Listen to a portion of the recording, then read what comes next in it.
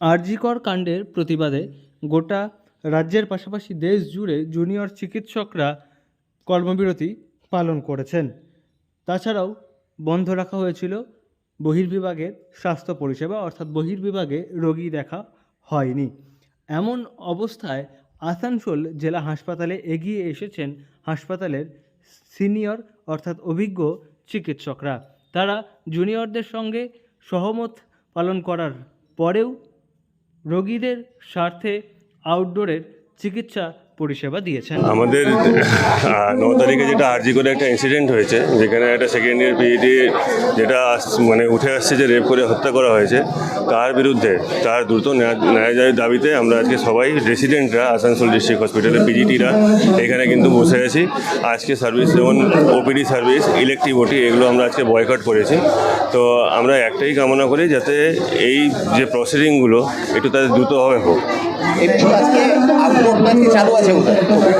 Outdoor বিআইসিরা করছেন, কিন্তু পিজিটিরা আজকে আউটডোরে বসেনি।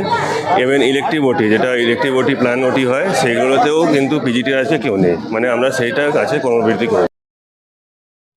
এদিন গোটা রাজ্যের মতো আসানসোল জেলা হাসপাতালেও জুনিয়র চিকিৎসকরা পেন ডাউন কর্মসূচি অর্থাৎ কর্মবিরতি পালন করেন এবং একই সঙ্গে বহির্বিভাগে রোগী দেখা বন্ধ রাখেন।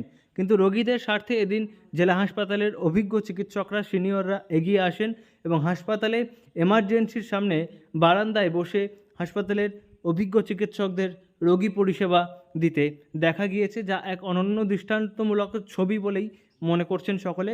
একদিকে যেমন নিজেদের দাবিতে চিকিৎসকরা প্রতিবাদ করেছেন, তারই সঙ্গে রোগীদের স্বার্থে তারা পরিষেবাও দিয়েছেন জেলা হাসপাতালে। আজকে সম্পূর্ণ দেশব্যাপী সমস্ত চিকিৎসক সরকারি এবং বেসরকারি সমস্ত ওপিডি সার্ভিসেস বন্ধ করেছেন, পেন ডাউন, সিজ ওয়ার্ক।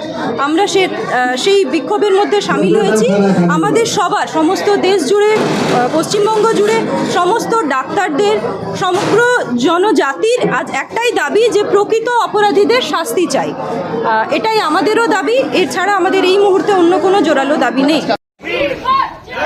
কর্মবিরতি পালন করা জুনিয়র চিকিৎসকদের দাবি, আরজিকর হাসপাতালে চিকিৎসক তরুণীর ওপর যেভাবে অত্যাচার চালানো হয়েছে সেই ঘটনায় যুক্ত থাকা সবাইকে উপযুক্ত শাস্তি দিতে হবে এবং এই দাবি নিয়েই তারা কর্মবিরতি পালন করেছেন। যে কর্মবিরতি গোটা দেশ জুড়ে পালন করেছেন জুনিয়র চিকিৎসকরা এবং তারপরেই সিনিয়রদের এদিন হাসপাতালের বারান্দায় বসে পরিষেবা দিতে দেখা গিয়েছে আসানসোল জেলা হাসপাতালে।